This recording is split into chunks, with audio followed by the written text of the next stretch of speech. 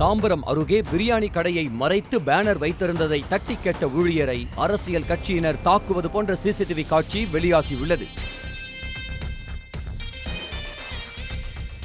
பம்மல் நாகல்கேணி பகுதியில் அன்வர் பாஷா என்பவர் நடத்தி வரும் கடையை மறைத்து பேனர் இருந்ததாக கூறப்படுகிறது.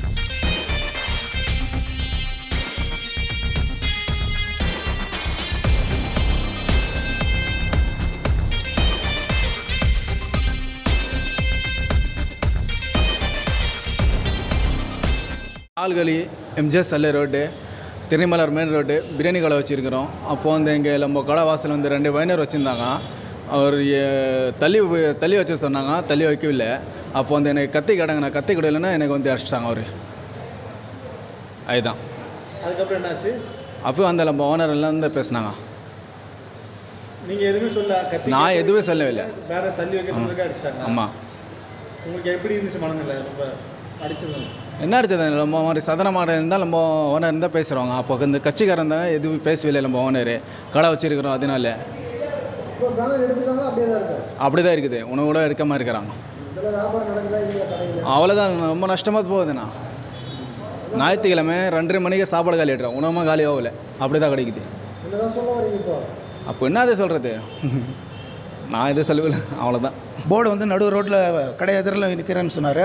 நான் என்ன சொன்னேன், கொஞ்சம் நகர்த்து வைங்க. நான் இன்னொருத்தர் வந்து தலைவர் நம்ம கடை பின்னாலே அவர் வந்து கொம்பு எடுத்துனா நடு ரோட்டில் நிற்க வைக்கலாம், 10 நாளைக்கு வைக்கிறேன், இது வைக்கிறேன்னாரு.